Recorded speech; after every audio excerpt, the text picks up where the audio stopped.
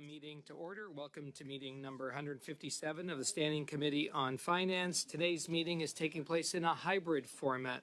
All witnesses have completed the required connection test in advance of the meeting. I'd like to remind participants of the following points. Please wait until I recognize you by name before speaking. All comments should be addressed through the chair.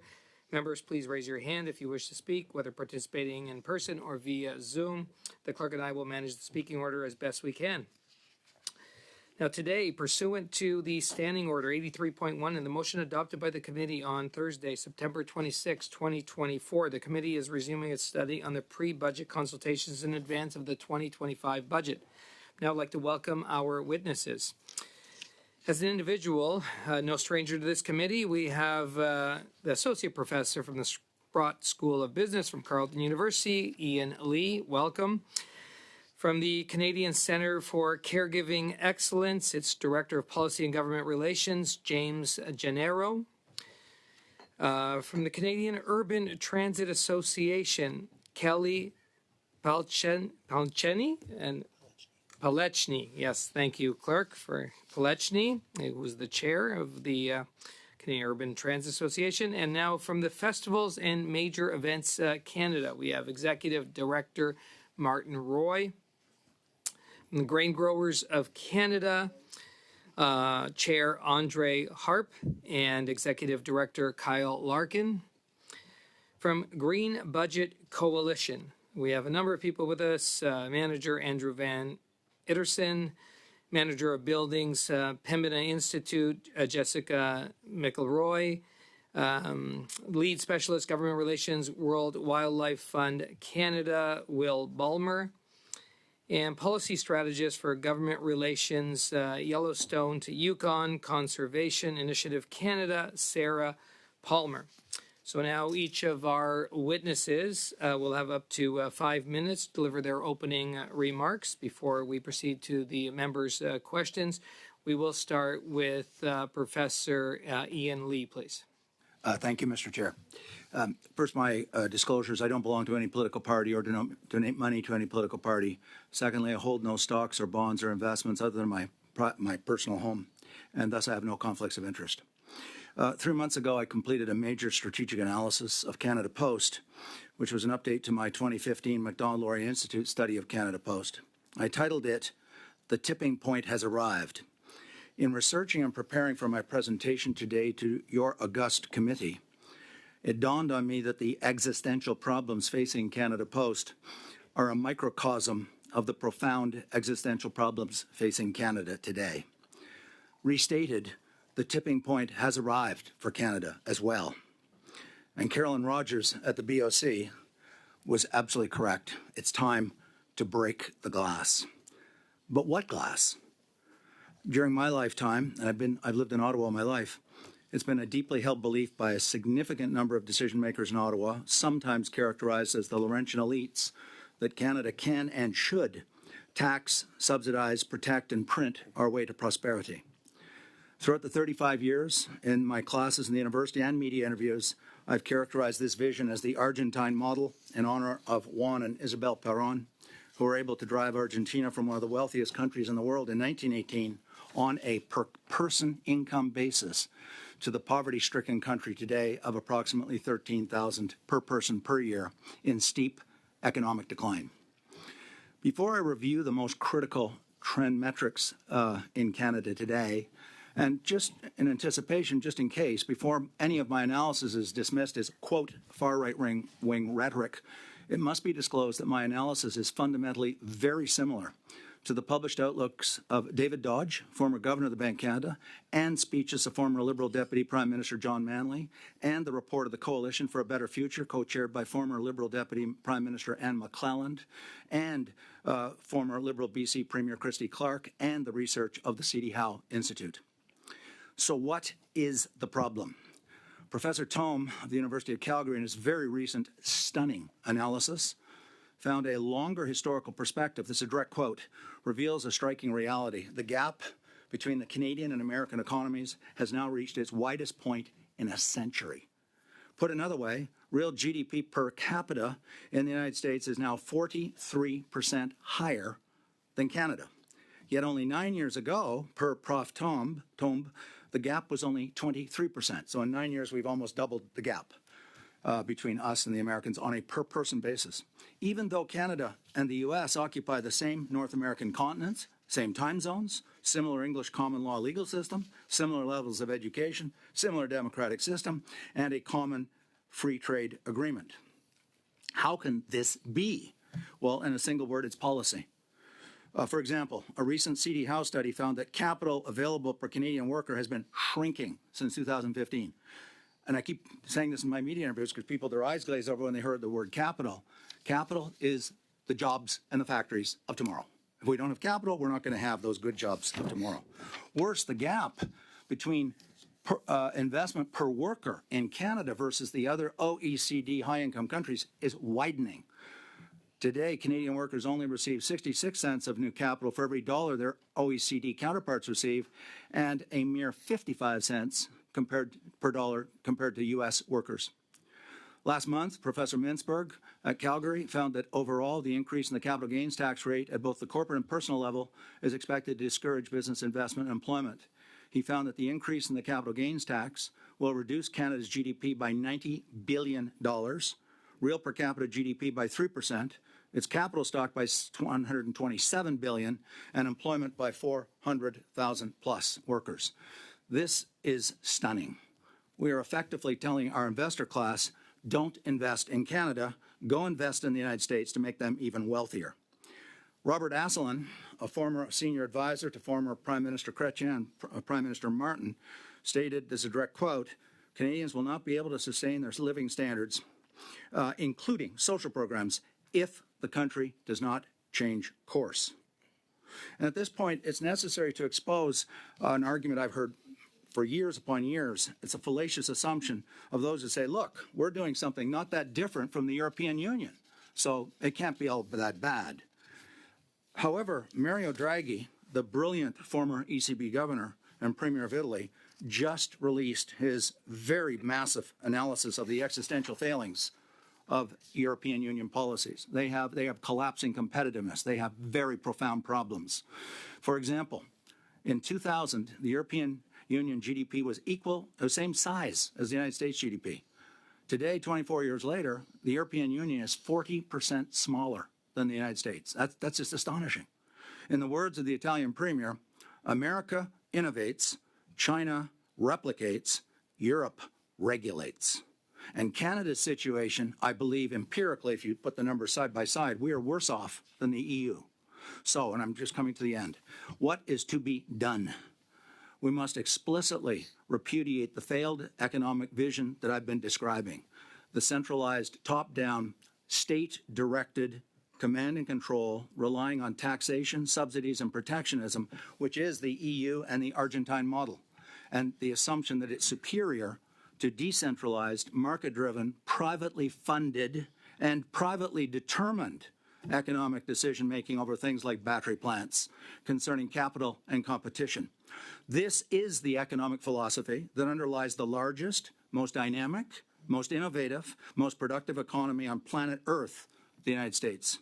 So, members of Parliament, it's not too late to end Canada's holiday from economic history. Thank you. Thank you. There'll be a lot of time during questions to expand, Professor Lee. And now we'll hear from the Canadian Centre for Caregiving Excellence, Mr. James Gennaro, please. Thank you very much, Mr. Chair. Ladies and gentlemen, appreciate the opportunity to speak to you today as part of your pre-budget consultations. My name is James Gennaro, and I'm with the Canadian Centre for Caregiving Excellence. We are a pan-Canadian organization focused on caregivers, such as parents, siblings, friends, neighbors, and so on, as well as care providers, such as personal support workers and direct support professionals who support people with disabilities. Our goal is to make Canada the best place in the world to give and receive care. I have two budget proposals to bring forward to you today. The first is that the budget begin to fund the promised national caregiving strategy by converting the Canada Caregiver Credit from a non-refundable tax credit to a refundable credit of a minimum of $1,250 per year per the 2021 Minister of Finance mandate letter commitment. The second is that the forthcoming federal budget allocate sufficient resources to the National Caregiving Strategy, including multi-year funding for ongoing priorities and initiatives. 1 in 4 Canadians is a caregiver today, and 1 in 2 will be a caregiver at some point in their lives. Half of all Canadian women are caregivers already today. Unpaid family and friend caregivers provide 3 hours of care in the community for every hour of care provided by the healthcare system. Caregivers are also the unseen backbone of our economy. They spend 5.7 billion hours each year supporting others and contribute the equivalent of 5% of our national GDP. Insufficient support for caregivers is costing our economy nearly $1.5 billion in lost productivity and the equivalent of 500,000 full-time employees. Caregivers, care providers, and care recipients are in crisis. Our recent report, Caring in Canada, confirmed that caregivers are struggling with mental health, physical, and financial distress.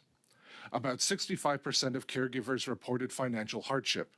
More than 1/3 of caregivers reported significant financial hardship in the past year alone. Approximately 1/4 of all caregivers are out of pocket about $1,000 a month for necessary expenses like dietary aids, incontinence supplies, and care services.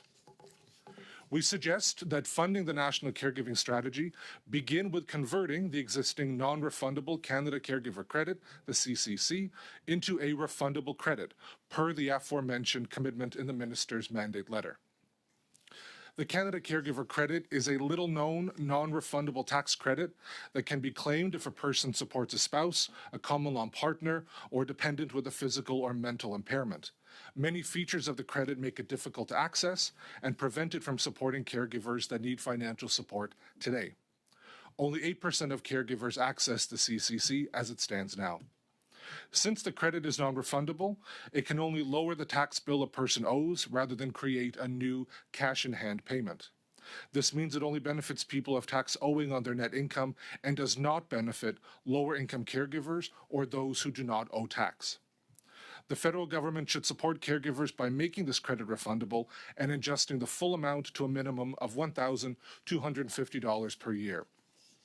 It would directly impact the lives of millions of caregivers who do not typically have taxes owing and who face significant financial strain.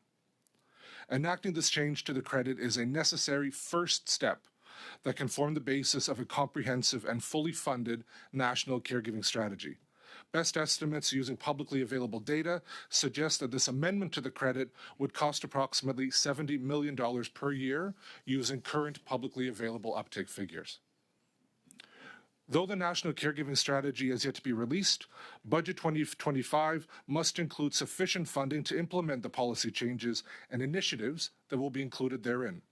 Moreover, the funding must be structured to fund new initiatives in the long term and beyond whatever timeline is stipulated in that strategy.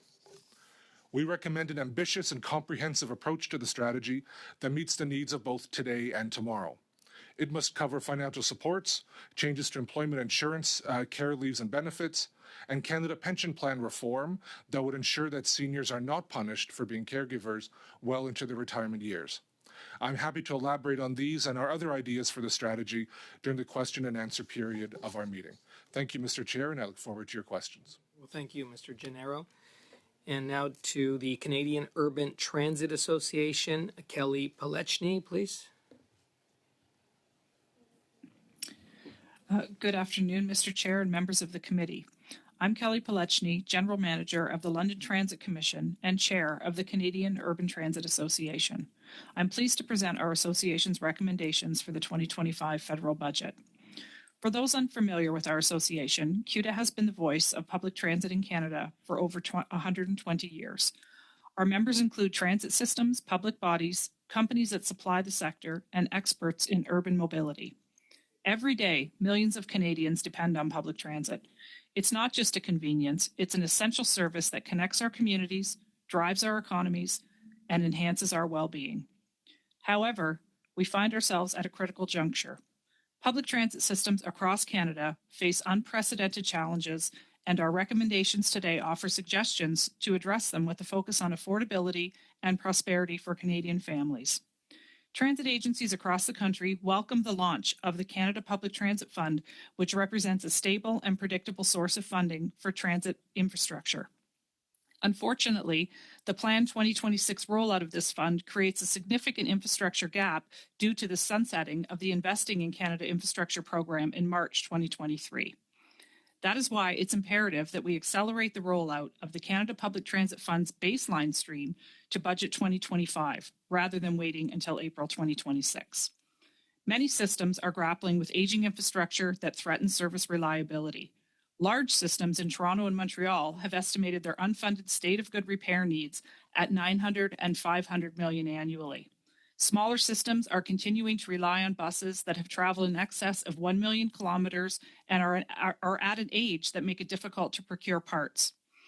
Accelerating the baseline stream of the fund will help address these critical shortfalls and enable transit agencies to continue to provide service to Canada's rapidly growing communities. We need to ensure that our transit systems remain efficient, sustainable, and capable of supporting Canada's future needs. Every day we delay, maintenance backlogs grow, making it harder to meet current and future demands. In addition to accelerating the Canada Public Transit Fund, we must also act to protect it by enshrining it in legislation. This act will provide long-term certainty and prevent potential cuts to transit funding, which would only exacerbate our current challenges. It will also enable transit agencies to confidently plan for and implement long-term projects, ensuring the sustainability of our transit systems. In addition to the infrastructure challenges I've mentioned, many transit agencies are also facing critical operating shortfalls since the pandemic. TransLink in the Metro Vancouver area faces a structural deficit of $600 million in 2026. The Toronto Transit Commission faces operating pressures of $354 million in 2025. And the ARTM, which oversees the transit systems of the Greater Montreal area, currently faces a total operating deficit of $561 million. Again, these issues are not isolated to Canada's largest systems. Many medium and smaller systems are unable to respond to the unprecedented ridership demand resulting from the rapid population growth being experienced in their communities as people move away from larger centers in search of affordable housing. Transit agencies have attempted to cover these shortfalls through the use of municipal reserves and other funding sources, and in many cases, the less desirable options of fare increases and service reductions. None of these options are sustainable, especially in the context of Canada's current affordability crisis. Further inaction on this front will lead to less frequent, reliable, and affordable transit services, ultimately undermining the aims of federal funding programs and discouraging transit ridership, which in turn decreases farebox revenue and worsens our operational deficits. Effective and affordable transit services are fundamental to the success of priorities for all levels of government. This is why we're calling on the Government of Canada to take a leadership role in establishing a national task force that brings together federal, provincial, and local governments, as well as transit agencies, to develop a comprehensive national public transit strategy. This strategy should address operational shortfalls and create a new funding model that supports transit agencies' evolving needs. Public transit is not a luxury, it's a lifeline. It connects Canadians to jobs, education, and essential services. It reduces congestion, cuts emissions, and fuels economic growth. For every dollar invested in transit, more than $2 flow back to our economy. We need to rethink how we fund transit in this country. As we've seen in other countries, operational funding from higher levels of government is crucial for maintaining high service standards. Canada cannot afford to fall behind. We need a funding model that builds new infrastructure while also maintaining and operating the transit systems we already have in place. Thank you for your time, and I'll be happy to answer any questions. And now we're going to hear from Festivals and Major Events Canada. Thank you, Mr. President. Members of the committee, good afternoon. I'll pronounce this in both official languages. My name is Martin Roy. I'm the Executive Director of Festivals and Major Events Canada, also known as FAME, which represents over 500 festivals and events across the country. Depuis 2017, j'ai présenté Since 2017, I've made several presentations to this committee about the challenges faced by presenters who are supported by Canadian heritage, whether through the building communities, through arts and heritage, the BCAH, or the Canada Arts Presentation Fund, CAPE. Over 1,500 organizations of festivals are provided by that. Code our own. Au dernier budget, nous avons été In the last budget, we were partially heard. The $8 million reinvestment made in 2019-2020 to the FCPA was extended again for 2 years, this time until April 2026, and became a $15.5 million reinvestment. However, the sum has still not been integrated into the budget base, which means that in a few months' time, we will once again have to do battle both for the renewal of this summer and for the $7 million on the DCAP side. That's 45% of resources. That causes uncertainty for the events if the sums of monies are not put forward. And I'm not mentioning the subsidies here that push the envelope higher. Particularly when there was the maximum that DCAP gave before the pandemic, around $100,000. second recommendation in our brief, which calls for top-up amounts to be integrated into the base budgets once and for all. Recommendation 2 is also related to the first.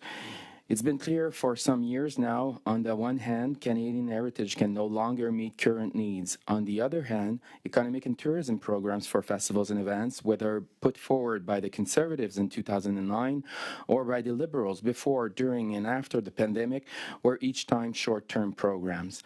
They have alterned between speeding up and slowing down our sector's growth. Selon nous, il faut remédier à la situation en créant un nouveau programme. We feel that there should be a new program that would attract tourism to these festivals and events of all sizes with a growth potential that would allow all tourism to flourish within the ecosystem. It would enable a form of upgrade festivals and events, and it would add other criteria which would involve different types of subsidies through Heritage Canada. And levels and would be tailored to the needs of festivals and events of all sizes with growth potential and the ability to attract more domestic and international tourism. Within the ecosystem, it would enable a form of upgrade. Festivals and events recognized in Canada would increase their international attractiveness, while others recognized regionally could have a greater impact throughout Canada. It would be in line with strategies aimed at restoring Canada's status as one of the world's most popular destinations and regaining market share. Les subventions octroyées Subsidies granted through this program should be primarily used for festival operations, taking into account attendance, the origin of participants, and ultimately the achievement of results. We're not talking here about a program based on new projects only. Support for festivals and events has a multiplier effect on tourism. It has been shown that for every dollar spent by a participant, 25 cents is spent on accommodation and 33 cents on catering, not to mention transportation and other items. Many communities and commercial arteries derive year-round revenues from just the short period of festivals, not to mention the tax return and economic spin-off. In its evaluation of the Marquee Tourism Events Program, the Government of Canada concluded that the program responded to the need for an immediate economic stimulus to the tourism sector and created positive benefits for recipients. This is what we are suggesting you to do again today. Thank you. Now we'll hear from the Grain Growers of Canada. Yeah, thank you, Chair, and thank you to members of the committee for inviting us. My name is Andre Harp, and I am a grain farmer from the Peace River country from northern Alberta.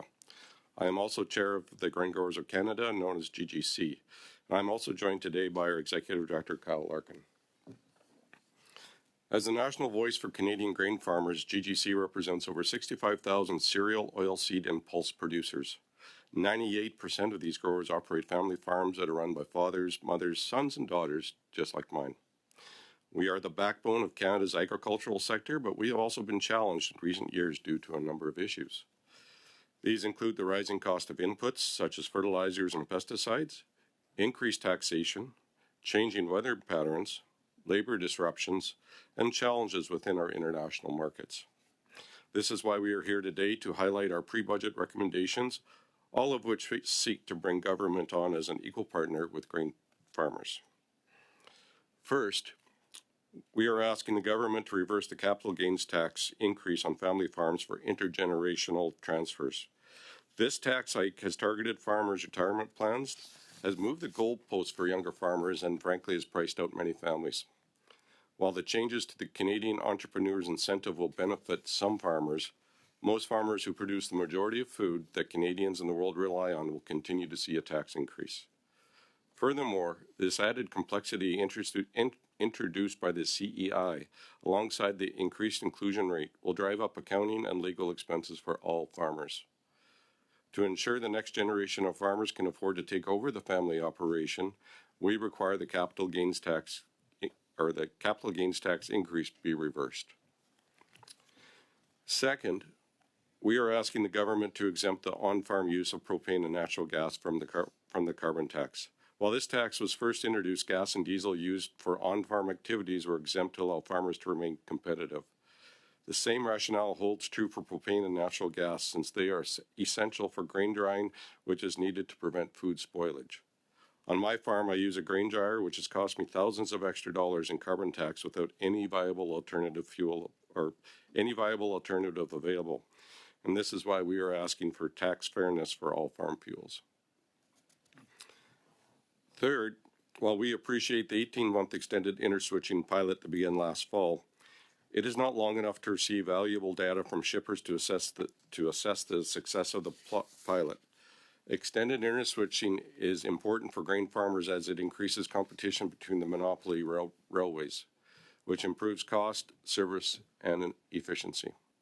Unfortunately, farmers like me in northern Alberta, as well as northern Saskatchewan and British Columbia, are unable to access this program because of where we farm. Therefore, in addition to the 30-month extension, we are also asking for the radius to be increased from 160 kilometers to 500, and for the program to be expanded to the BC Peace River country. Lastly, many grain farmers have benefited from the accelerated investment incentive since 2018. This measure has allowed farmers to write off larger share of the cost of newly acquired equipment, such as tractors and combines, at a rate of 45% versus the original 15%. However, American farmers have been able to access 100% bonus depreciation during the same time period. With data showing that new modern equipment can increase efficiency, lower emissions, we are calling on the government to stop the phase-out and to enhance a permanent accelerated investment incentive.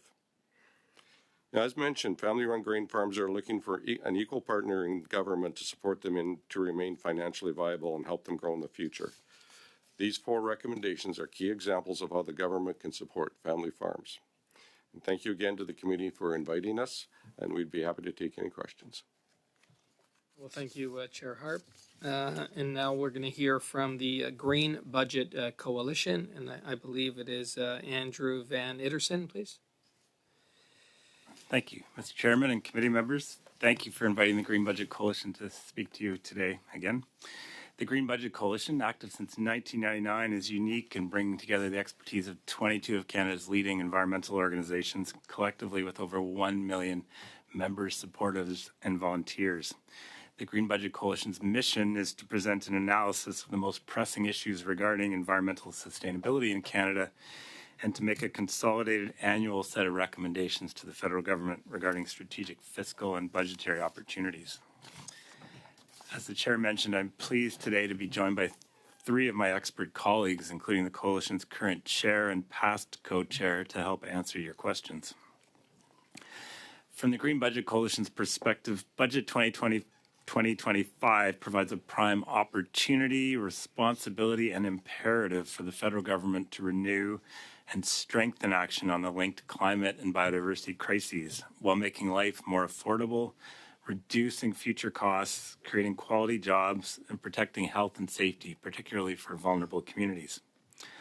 Fires, floods, stronger storms, extreme heat, ecological disruption, dramatic loss of wildlife populations, and a rapidly warming Arctic are being felt in Canada, much in the United States this week, and around the world, causing widespread harm, particularly to low-income and vulnerable people, as well as huge economic costs. Science indicates that these and other impacts will intensify if climate change and ecosystem destruction remain unchecked. At the same time, global efforts and investments to address these crises, such as the U.S. Inflation Reduction Act, are expected to create many trillions of dollars in economic benefits and help their countries be economic leaders for years to come. In that context, for Budget 2025, the Green Budget Coalition is featuring 5 recommendations as part of a comprehensive package of timely and ambitious budget and fiscal recommendations, which will also reduce future costs and improve affordability and quality of life for people across Canada. Firstly, delivering on nature commitments, renewing and expanding existing funding to continue Canada's leadership on nature protection and deliver on Canada's 2030 nature strategy and Kunming-Montreal Global Biodiversity Framework obligations. Secondly, retrofits for resiliency and affordability, expanding and coordinating retrofit programs that integrate health, affordability, and adaptation targets and accommodate the unique needs of low-income households and Indigenous, northern, and remote communities. Thirdly, the Sustainable Agriculture Strategy, cultivating success, helping producers in Canada be leaders in sustainable and innovative agriculture with a resilient and diversified food system, with people like the grain growers of Canada here. Fourthly, sustainable jobs for workers and communities, creating green job opportunities for youth, expanding regional workforce development approaches, enabling Indigenous clean energy pathfinding, and undertaking labor market analysis. And fifth, an Office of Environmental Justice, establishing a permanent high-level Office of Environmental Justice to ensure that environmental protection programs, policies, investments, and laws account for community and population inequities. On Sunday evening, I sent you each by email our more detailed recommendations for Budget 2025 document in English and French. This document, which provides updates, much more detail, and many other recommendations supporting our submission to the committee, including on sustainable finance, how to raise some needed money, international climate finance and biodiversity contributions, climate adaptation, electricity, electric vehicles, carbon pricing, and a windfall profits tax on oil and gas companies, as well as on public transit, aligned with what you heard from the Canadian Urban Transit Association just minutes ago. Implementing these recommendations would lead to dramatic progress in advancing a healthier future for people in Canada from coast to coast to coast. I would like to thank you again for inviting the Green Budget Coalition to appear today, and we look forward to your comments and questions.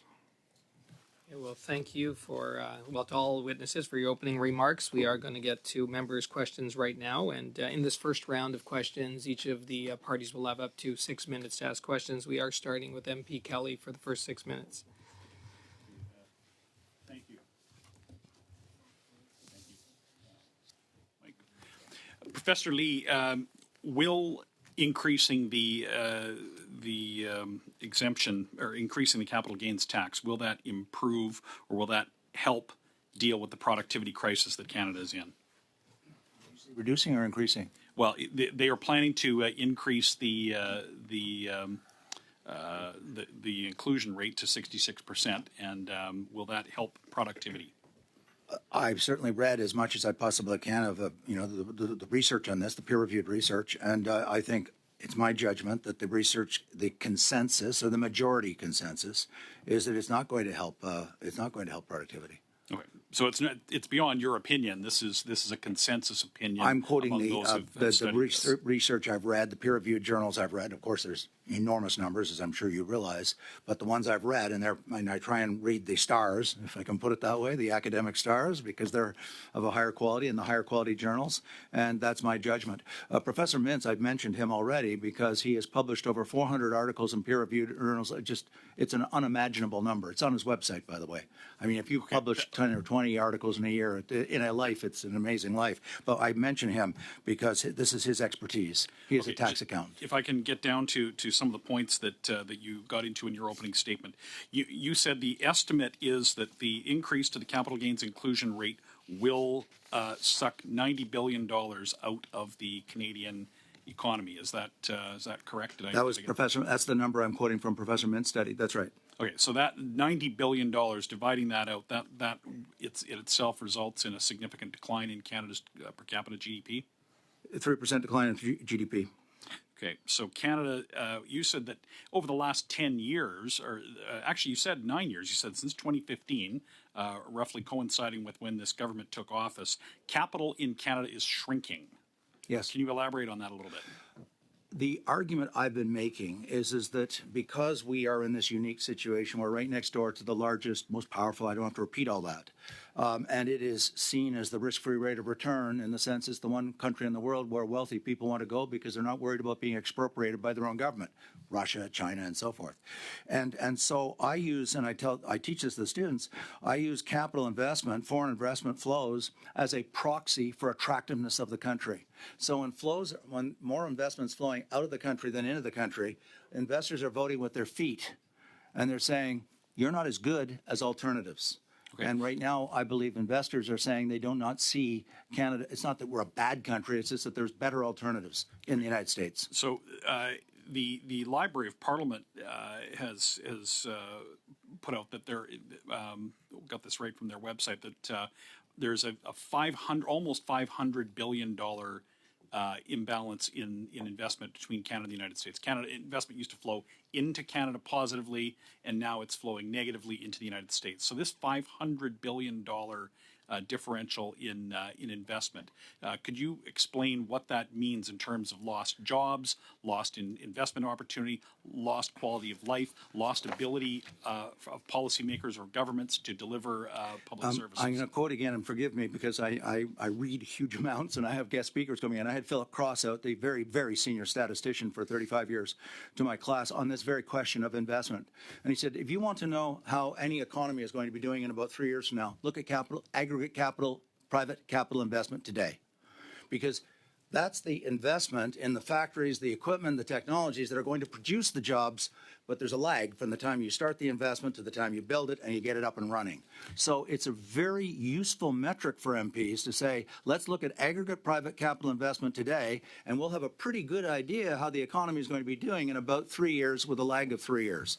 So when you have a deficit and the investment is going down as it's doing, this is a very bad sign because it means we're building less businesses and less investment in the future. And in fact, all the studies on productivity are showing that we are massively underinvesting on both worker training and R&D and CapEx in our businesses relative to the U.S. There's no mystery to the productivity crisis. Okay, so this means that Canada is not getting investment in tools, in technology, in IT systems, in the kinds of things that workers need in order to make them more productive, in order to earn larger paychecks, have better paying jobs, pay more taxes, receive more public services. Is that exactly? I mean, that's what Robert Asselin was arguing too. He said this feeds back into the social programs because we need the cash flow, we need the revenues from taxation to fund the social programs. It's fair to say that all of the other budget asks that we're hearing at this committee really depend on addressing the very issue that you have raised here, that in Canada, taxes, subsidies, regulations, money printing, all of these things you announced in your first sentence are imperiling the ability of to maintain public services. It's absolutely essential that we create a positive investment climate that encourages businesses and investors to invest here, especially when we're right next door. If we were halfway around the world, it might not be as much of a problem, but we're right next door to this giant Just time machine. For another point or another question for another your ability to get in another point here. It's not just the United States, though. Canada compared to other peer countries other than the United States. Could you just finish with that? Compared to the OECD, which really struck me when I saw that one. I mean, I knew we were always on the short end of the stick compared to the United States, but when I thought that when the OECD are out competing, they're getting a lot more capital per worker than we are compared to the OECD countries. And the OECD countries are high taxation countries, high regulation countries. So that's what was so astonishing when we're getting beaten by the OECD. That's a very bad sign. Yeah, Kelly, and now to MP Thompson, please. Thank you, and welcome to the witnesses. Mr. Gennaro, I would like to start with you. And it's interesting, in your opening comments, you referenced 1 in 4 Canadians today are involved in some type of caregiving, and you project 1 in 2 we move into the future. And of course, half of them are women. And I certainly have lived that, as I think many other women obviously have. While it's a real privilege, it's also very challenging. So thank you for highlighting that. Our government is in the process of developing a national caregiving strategy to further support caregivers who care for children, aging parents, grandparents, adults who live with disabilities or any other long-term condition. Could you share with the committee your recommendations for how the national caregiving strategy would support women and women caregivers and care providers? Thank you very much for the question. Very, very happy to address that. We have a few recommendations on this front, specifically focused on the fact that the majority of care in Canada is, in fact, as you say, delivered by women. That has long-term consequences, particularly on the earnings side and on the retirement security side as well. So two I'll put forward to you right now. The first is around CPP fairness. It's often women who take a lot of time out of the labor market to provide care for somebody in their lives, a child with a disability, an aging parent, a sibling with a mental health challenge, something like that. And when you take, let's say, 5, 7, 10 years out of the labor market, that's 5, 7, 10 years that you're not contributing to CPP, which means that when you retire, your CPP earnings are that much lower than they would otherwise be if you had been working, which you would have been if you not had these care responsibilities. Our position is that you're doing all of us collectively a net good and doing all Canadians a net good by supporting the people you love to do as well as they can. So we need to support you in that. So one idea we're putting forward for consideration in the National Caregiving Strategy is that the math underlying CPP be adjusted so that if you take time out of the labor market to be a caregiver, that those years sort of be factored out the way that they are now for a couple of years of childcare in the early stages of life. Grow that number so you can factor out more years and not be punished when you retire. So your CPP earnings are as if you had been working your average wage for that full time that you'd been out of the market for purpose of caregiving. On the care provider front, like personal support workers and direct support professionals, north of 70% of which are women, largely newcomers, though not entirely newcomers, but a lot of newcomers in that population. There's a standing commitment to a $25 an hour minimum wage for personal support workers. That goes back a couple of years. Our suggestion is let's do that. Let's start with that, and let's also extend that to the other players in the care economy who provide this kind of work. These kinds of services for vulnerable people. So those are just two areas with many more available to you. Thank you, and two very important areas, so thank you for sharing that. And I wanted to switch, I think it's time for another question, to the Green Budget Coalition, Mr. Van Ederson. The Canadian Climate Institute estimates that Canadian emissions would be 41% higher by 2030 without government measures. And this is equivalent to taking 69 million cars off the road. And of course, the government, and as someone who's very concerned about climate and the need to meet our targets, I think this is a very positive result. And we do have a very comprehensive plan in place to further fight climate change, but not every party has a public plan on climate action. Do you believe that Canadians deserve to know each political party's strategy to address climate change?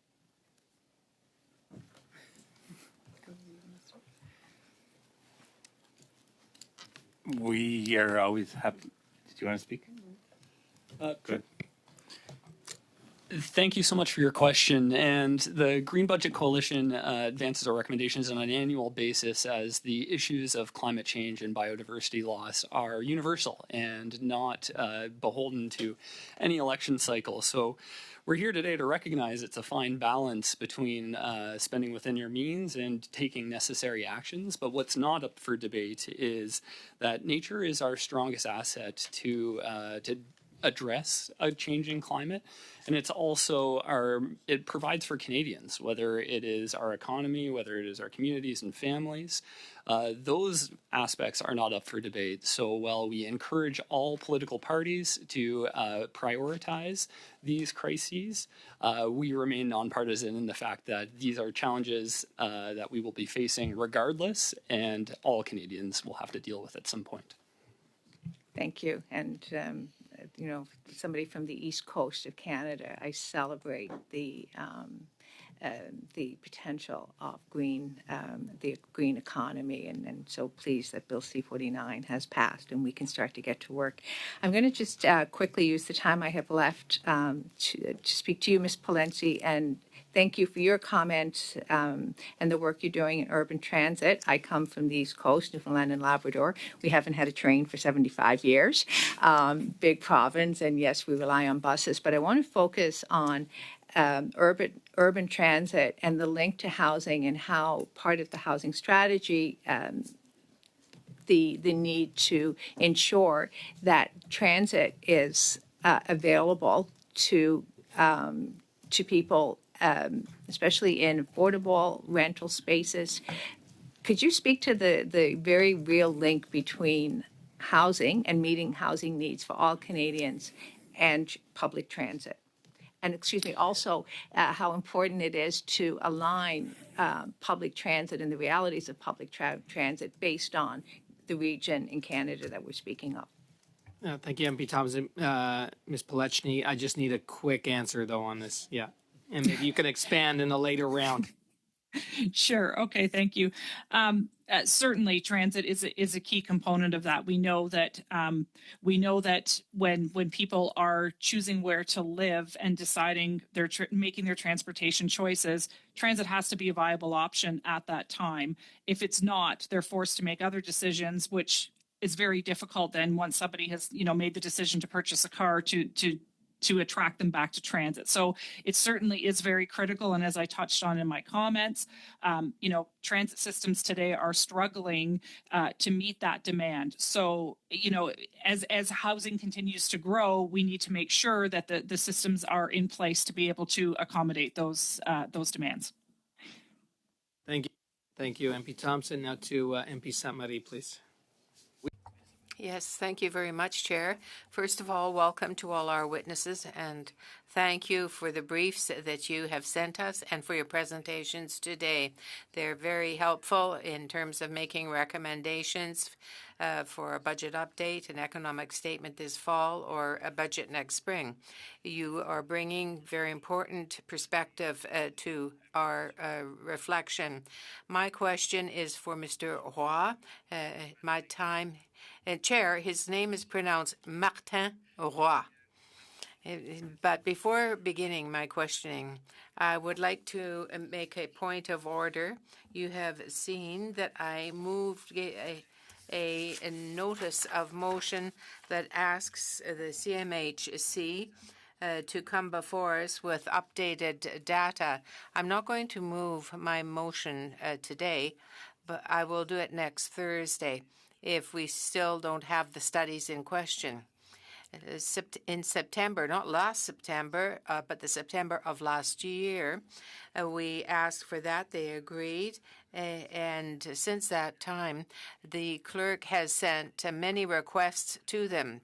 They keep saying, well, we're getting there, but we do not have the documents in question as of today. And I think we have to inform them that we want them. They should be given to us, and I'll move my motion on Thursday to that effect. That is what I have to say as an aside about my motion. To Mr. Roy, there was the pandemic. It was difficult. Inflation has been high, and it's had a significant effect on your sector. Can you speak to the effects of this? Thank you very much, Vice Chair. I think that we have to go back to the pandemic. It's had a very negative impact on our sector. We weren't able to operate for some years, and there was a total breakdown, a destructuring of the sector. Some people decided they had to do something else with their lives. They weren't able to remain rather in the same area. And this problem really was one that was widespread in the cultural sector. There is that. But also, inflation hit us very hard after the pandemic. We feel that 30 to 40%, it costs 30 to 40%. Monsieur Roy, if you could just move a little bit away from the mic because Oui, it affects the excusez-moi, je parle trop interpreters. fort. Merci. Donc oui, alors donc je I was saying that inflation represents a change of 30 to 40% more to put on an event in 2024 as compared to previous years and previous years before the pandemic. But subsidies have not gone up. They haven't gone up 30 or 40%. It's a problem that is not solely Canadian or Quebecer in nature.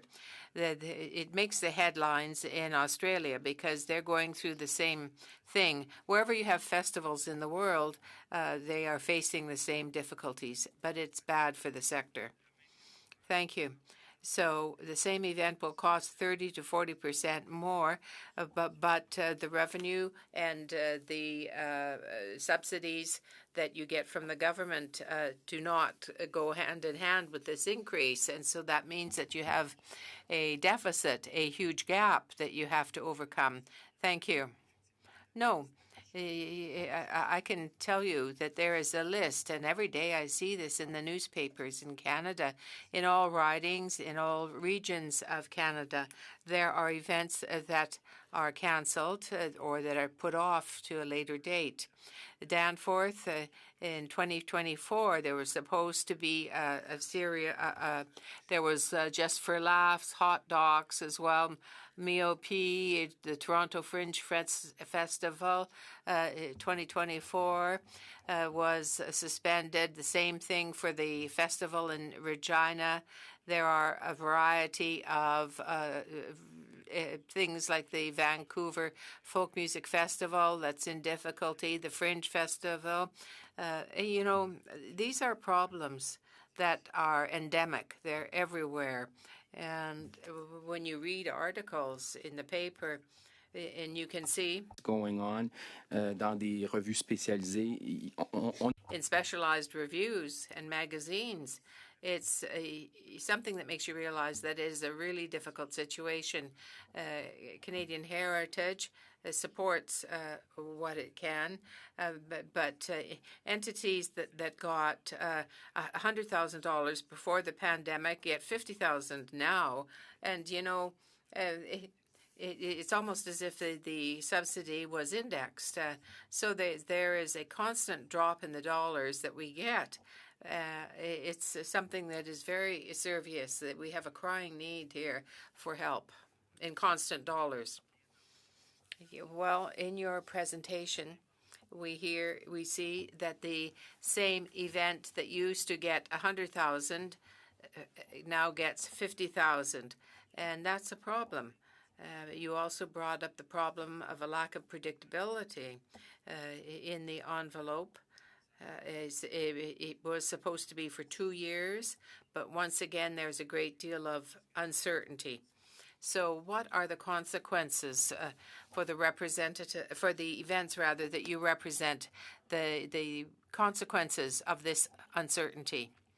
Well, the organizations that say are festivals and so on do research. They try to look at the short, medium, and long term. But since 2019, it was there was an addition to the basic budget, the bottom line of the budget, a possible prediction for so many years in advance, but it is extremely difficult. We have to be able to integrate in the basic budget what these forecasts are. You have associations that help you, like the DCAP, but they are presenters. They are trying to promote culture, and they are in great difficulty. Thank you. And thank you, Mr. St. Marie. MP Davies. Thank you, Mr. Chair. Thank you to all the witnesses for being here. First, to the Canadian Urban Transit Association, in your pre-budget submission, you noted that the sunsetting of the Invest in Canada infrastructure program in March 2023, combined with the planned rollout of the $3 billion annual Canada Public Transit Fund in April 2026, results in a significant infrastructure funding gap for public transit projects that you say must be filled. Could you quantify this infrastructure funding gap? I don't have a number off the top of my head. It's certainly something we could provide after the fact, but essentially, in terms of timing, the gap has essentially halted major infrastructure projects from that sunsetting period until such time as we've got a new reliable source of funding in place. So there's a 3-year window there where no major infrastructure projects will be undertaken because there is no reliable or sustainable source of funding. Thank you. Yeah, if you could provide that for us, if you have it, that would be great. You testified to this, but I also noted in your submission, you commented that in Montreal, it's estimated that its funding need is approximately $550 million annually. In Toronto, the Toronto Transit Commission has unfunded needs estimated at $900 million annually. I believe you repeated those figures here. What is the total estimated annual state of good repair funding needed for all transit systems across Canada? Can you give us a ballpark idea? And I don't have that number off the top of my head. That is something that we could provide. Just looking at those two numbers, I mean, between two of Canada's major cities, it's about $1.4 billion. Would I be correct in estimating that in the billions of dollars? Absolutely. Yes, it is significant. You also called on the federal government to include an annual funding escalator tied to the cost of construction to ensure that the Canada Public Transit Fund maintains its value over time. Could you quantify what impact the failure to attach an annual funding escalator will have on the value of that over time? Certainly, we've seen that in existing in the previous program that sunsetted, the inflationary impacts that we saw over the pandemic period on a number of those infrastructure projects has resulted in the inability to complete those projects because the funding isn't there to make up the difference with respect to the inflationary factors. So what we're hoping for here is to see an annual inflation escalator applied so that we can keep up with those costs and not find ourselves in a similar situation. Yeah, I know that in British Columbia, the Transit Authority, as well as in Saskatchewan, who I met with a few weeks ago, both identified serious crises in maintaining present service, never mind expanding for the future. My final question to you is there a multiplier effect, for instance, for every dollar that we publicly invest in public transit? Is there an estimated return to the Canadian economy as a whole? The number that we've quoted in our presentation is slightly over $2 is return to the economy. Okay, thank you. To the Green Budget Coalition, if I might, in your pre-budget submission, you suggested that Canada be put on a path towards delivering on our commitment to protect at least 30% of land and ocean. Can you confirm how close Canada is currently to achieving that goal? I can't speak to the most current numbers, but most recently I have been told for marine we are on track towards close, if not 30% close to, and then terrestrially I believe we are just under 14% protection right now. Okay, thanks.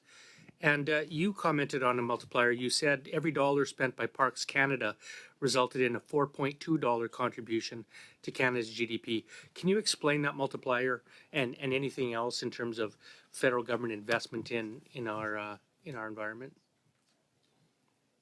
Forgot to turn off mic. Yes, absolutely. Thank you. And those are Parks Canada's numbers, actually, that I believe they estimated it was $4.2 for every dollar invested. And what we're recognizing is what's called a conservation economy. In conservation efforts, there are jobs created, there are tourism opportunities that are built, and particularly for rural and remote communities and Indigenous communities. And the more remote, for instance, WWF just finished a report in the Arctic, in the community of Telojawak, that is significantly higher than a 4-to-1 return. So it is very contextual, but in general, we're recognizing that dollar invested in conservation is paying dividends well beyond the upfront cost. Okay, thank you, Mr. Chair. Now, in your pre-budget submission, you called on the federal government to provide $12.4 billion over 5 years to support building retrofits. Can you explain the benefits of that investment? Thank you very much for the question. So that is obviously a very significant figure, and it speaks to the significant need in our existing housing structure. So we estimate that approximately 80% of our current housing will be in place by 2050. So if we're thinking of it from a climate mitigation aspect, those are buildings that need to be retrofit and have emissions reductions associated with them. But primarily, it's an investment in what is becoming critical infrastructure for the well-being of Canadians. So we're losing an incredible amount of funding and homes due to climate change now. We're having increasing costs related to that infrastructure loss, to health care. We often point to the experience of the heat dome in British Columbia, where over 600 lives were lost due to a 2-3 day period heat dome. But there's the significant costs now associated with climate change and the impacts to that infrastructure. So it really is an investment in improving and trying to bring up to the required level of that housing for those who are most vulnerable, who are currently living in poor quality housing and struggling to acquire the capital that they need to make those improvements themselves. MP Davies and members, witnesses, we're moving in our second round of questions. We're starting with MP Morantz for 5 minutes. Thank you, Mr. Chair. Professor Lee, I'm in the unfortunate position of having had my colleague, Mr. Kelly, ask every excellent question that I would have ever asked. So I'm going to retrod some of that ground with you, but maybe from a slightly different angle. I want to go back to the comments of the Senior Deputy Governor of the Bank of Canada, which were made on March 26th of this year. And in her speech, she said, productivity is a way to inoculate the economy against inflation. An economy with low productivity can grow only so quickly before inflation sets in, but an economy with strong productivity can have faster growth, more jobs, and higher wages with less risk of inflation. You've seen those signs that say, in emergency, break glass. Well, it's time to break the glass. Those are very serious comments from a high-ranking official at the Bank of Canada. On April 16th, the government tabled Budget 2024. That was only 20 days later. And in that budget, they increased the capital gains inclusion rate from 50% to 66 2/3%. And you commented earlier that based on the peer review reading that you've done, that won't help the situation. So I can't understand why a government would take a policy measure that would have the exact opposite effect of the advice received from a very high-ranking official at the Bank of Canada. Can you square that circle for me? I can. I mean, I just want to make clear, because I'm a numbers guy that always likes to quote numbers, but now I'm going to give you my judgment. We do that in class. We talk about judgments of the data. I think the people that are really committed perfectly, legitimately, philosophically to issues of social justice, and those that I'm using that as a phrase to capture a lot of things, including concern about inequality. See capital gains as, I don't agree with that view whatsoever. I'm sure you understand that, but see capital gains as somehow inappropriate, or and it should be confiscated. That's what I call the Argentine model. That's what the European, and I don't think we should go down that road, because then you discourage investment in the jobs and the companies and the technologies of tomorrow. Well, and in fact, to your point, isn't creating policies that actually create a worse productivity damaging to the ultimate goal of having social justice?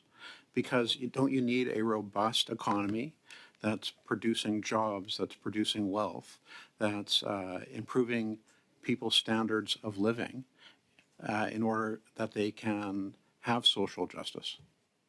Yes, I mean, it's counterproductive, and that's why, I mean, I've been arguing not only here but elsewhere that this is not an argument against government policy or government having policies to help low-income people or social policies. It's just that you have to. I mean, Anne McClellan has been saying this. John Manley's been saying this. You know, you've got to generate the wealth in order to have that revenue base to support social policies and social and income support. And what we are experiencing is a decline in our standard of living. Thank you, Mr. Harp and Mr. Larkin. I listened very carefully to what you said, and it reminded me of my great colleague Larry Maguire, who brought forward his bill C-208 a couple of years ago. And I was thinking, listening to him, thinking, it's just terrible that with the agricultural industry and this government, it always seems like one step forward and two steps back. And what I mean by that is Mr. Maguire's bill was basically intended to lower the tax burden on intergenerational farm family transfers in order to make sure that these family farms could stay in the family as opposed to being sold to total strangers. And then in this budget, that bill got passed, and now in this budget, the capital gains tax inclusion rate was increased, which takes you back again 2 steps. Would you agree with that view? Absolutely. You know, it's really interesting. In the farm sector, we have a we have a saying, but basically it's cash poor, asset rich, and unfortunately, whether we like it or not, we use our land as our retirement, and this has just made us poor because of this inclusion tax, or raising the inclusion tax. Yeah. Do you think that increasing the capital gains inclusion rate creates an incentive or a disincentive to young farmers who want to make the capital investment to start up or expand their family farms? I'd very much say it's a disincentive. You know, it gets back to, my family's farm has been in our family for just over 100 years now, and it gets back. This is the first time that it's been, you know, it's very questionable how we pass the farm on, just because that the inclusion rate being increased. You know, it's one of those things our asset, we can't move it. We can't do anything with it. It's, you know, it's in Canada. We can't move it. So we have to work with what we got. Thank you very much. Thank you, Lawrence. Baker, please. Thanks very much, Chair, and thank you to all our witnesses for being here today. I'd like to start by asking some questions to James Gennaro, if I could. For the folks watching at home, could you just define what a caregiver is? Certainly, very happy to. So in the terminology that we use, a caregiver is pretty much anybody who cares for anybody else. So everywhere from somebody caring for a child with a disability, a mom and dad with a child with a disability, say, on one end of the age spectrum, to somebody supporting their parents near the end of life or in long-term care on the other end of the age spectrum. In between is everything from lifelong disability, mental health, addiction challenges, episodic disability, you name it. The one part of this care space we don't really touch is childcare. We felt that space is pretty well served already, so our definition doesn't include childcare, but any other situation where you're caring for somebody who needs some help, you're a caregiver the way we see it. And so by supporting caregivers, I guess there's different ways to support caregivers. There's ways we can support the caregivers themselves, but also, is it fair to say that when we provide better services, better healthcare services, for example, I'm thinking about long-term care, for example, that we're therefore supporting not only the person in that residence or the person requiring care, in this case the senior, but also supporting the caregivers. Is that fair?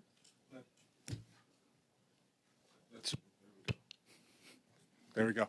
That's certainly true. If you ask a caregiver what they need the most, what they need the most is help for the person for whom they're providing care. The second best thing you can do for a caregiver is to support the caregiver as well. So our view is that you can do both. And Canada, we're a G7 country, we surely should be able to do both at the same time.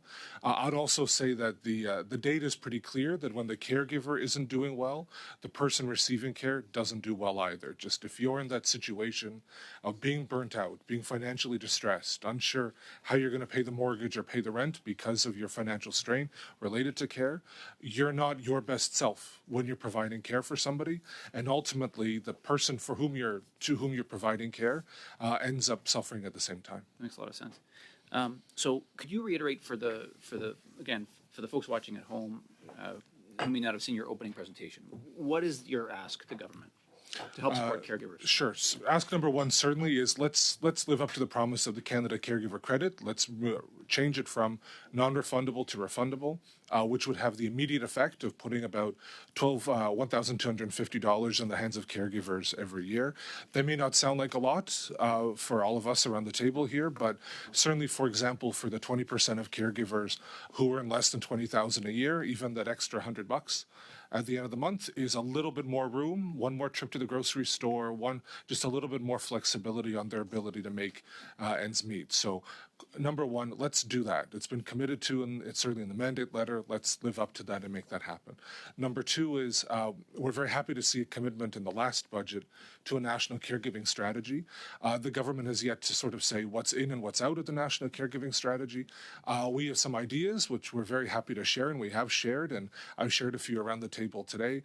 But for the purpose of the budget, certainly the imperative is that that proper strategy be funded. So it not just be words on a page or a report on a shelf, but rather that whatever measures are included in that strategy be properly funded from the beginning and in perpetuity. Checking my time, about a minute and a half, Chair. So one of the things that I've worked on, and I think we've spoken about it, the two of us have spoken about it over the years. One of the things that I'm passionate about, I know a number of caucus colleagues have worked on this and supported this, is improving the quality of long-term care in this country, and specifically the position that colleagues took and our government took as well, is that we should put in place national standards for long-term care. In some cases, folks are getting wonderful care in long-term care, but there are too many cases where people aren't. I think COVID exposed that in a very, very apparent way for many Canadians. So would measures like that, do measures like national standards for long-term care, if they're implemented by the provinces, which we still have to make sure happens, but if they were implemented by the provinces and they were the right standards, would that not improve the quality of care that seniors receive, and therefore not only help serve our seniors better and care for our seniors better, but also support our caregivers? It most certainly would. So here in Canada, we have one of the highest rates of long-term care institutionalization in the world, and institutionalization and utilization. And proper care for our elders is what we all owe our parents and our grandparents. They built this country. The least we can do for them in their later years is make sure that they're properly cared for, safe, happy, sustainable environment that gives them the food they like, the community participation they need, and all the things that we would want for ourselves and everybody we love as we age. So in addition to measures like federal long-term care standards, which, if done properly and if properly funded, both by federal and provincial governments, will raise that bar for long-term care across the country, that's very important and should happen. I'll also say, though, that a lesson from around the world is that if you do this properly, there are actually fewer people who need to go into long-term care in the first place. If you really do concerted work around home care, if you do concerted work around community-based supports that are there to help you with snow clearing, grocery shopping, tending the leaves, like kinds of things that as you age, you find harder and harder, and the stats show that it's these kinds of everyday things that point people towards long-term care. Not always a health condition. Sometimes it's home maintenance, doing your shopping, doing your laundry, and so on.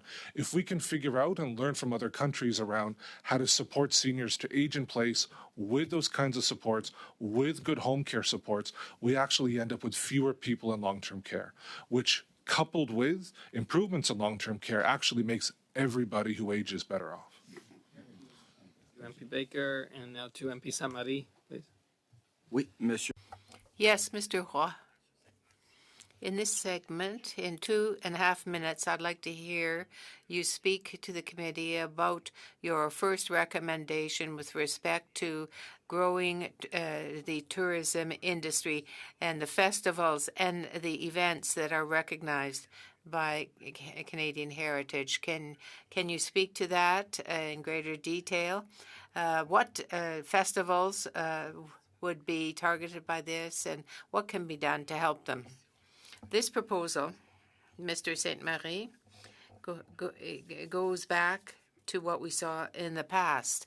There was a first bundle of programs in 2009, 2010, when there were programs set up by the government of the day, some $100 million for investment to be invested in that sector to increase tourism, festivals, and so on.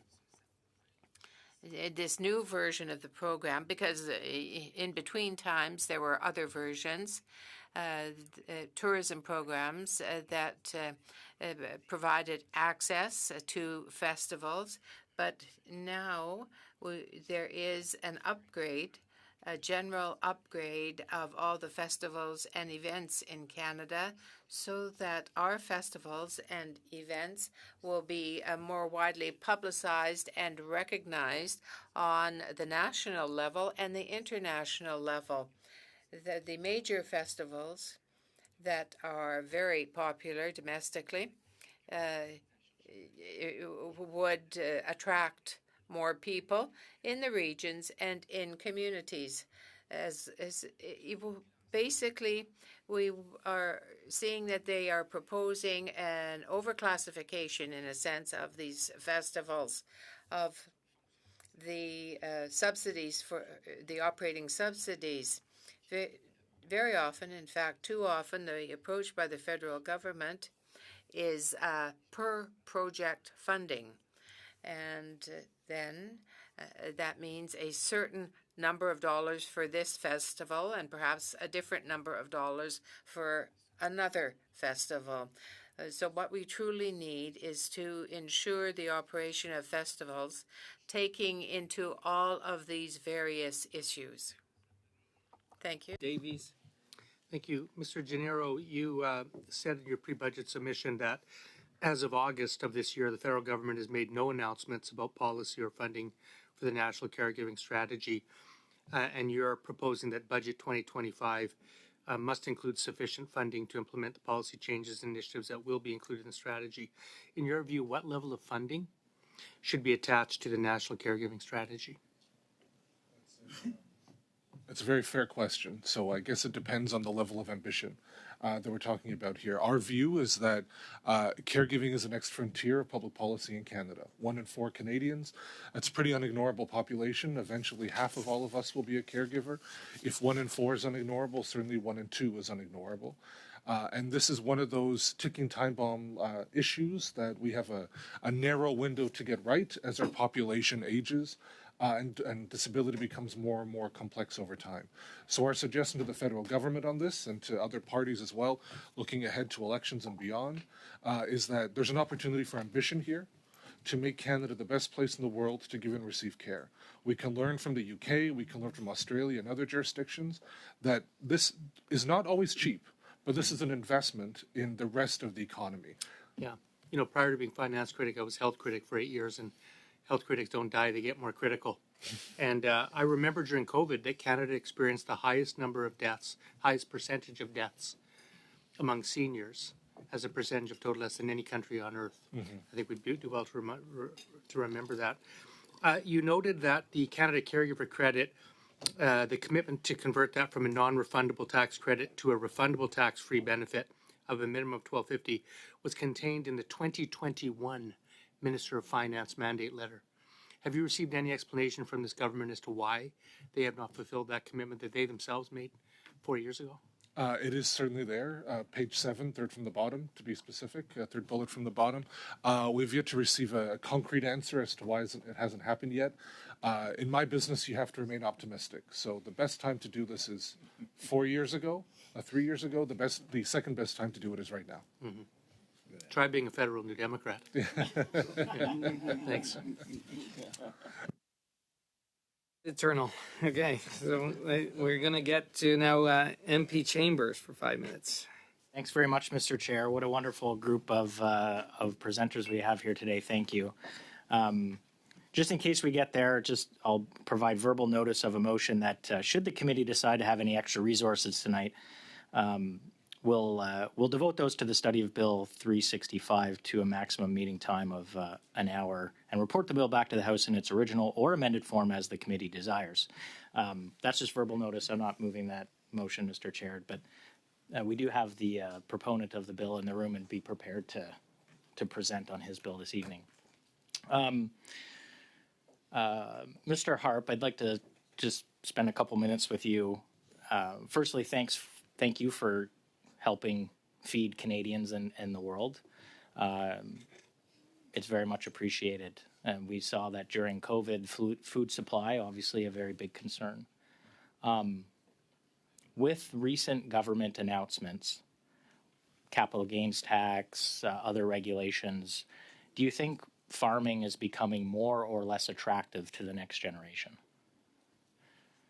You know, farming in some ways is a way of life, and it's getting tougher to farm, and it's getting tougher for young Canadians to get involved in the farm. I think they still want to. I think they're still attracted to it, but it's getting tougher. Thank you. I also understand that if you were to compare the emissions profile of Canadian grain or wheat that ends up being exported or consumed, that most Canadian agriculture products, but in particular grain, has a lower emissions profile than in other countries. Do I have that right? I would believe so. Cal might have the numbers, but the one thing I would say, it gets back to we have been working on the land for years. We've been working, trying to be more efficient and more sustainable before that's become a buzzword. And so we've been working for years on this. So Kyle? Yeah, I would just add that Canadian grain and Canadian grain farmers are some of the most sustainable in the world. We have a really good story to tell globally, and I'll quantify it. From 2001 to 2021, the Canadian agriculture sector cut its carbon intensity by 50% while growing food production to meet growing food demand, both in Canada and globally. So it sounds to me like it would be a good thing for the world to have more Canadian grain. Yes, it would.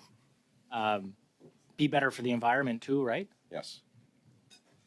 I've never met a farmer who's not environmentally conscious. I've never met a farmer who wastes fertilizer, who doesn't think about the sustainability of their operation for the next generation.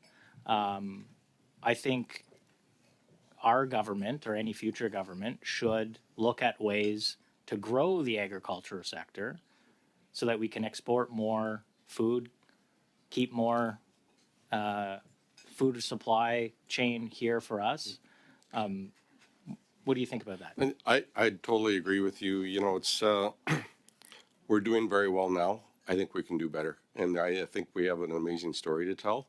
But it's interesting. I think I was talking a little bit a few minutes ago about how our farm has been in our family for 103 years. I have 3 daughters that want to look at taking over that farm. Only way to make that farm viable, the only way to pass that farm on is to treat it, to treat the soil, to treat the farm the way it should be treated. Well, thank you very much, Mr. Harp. I appreciate your testimony.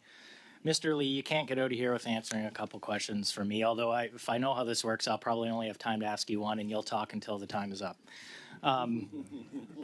The Parliamentary Budget Officer today said, surprise, surprise, that inflation and interest rates have hurt lower income Canadians the most. Something that even the Governor of the Bank of Canada said in May of 2021, gave a speech, which seemed to fall on deaf ears with the current government. Do you have any comments on the role of inflation and how that's hurt low-income households?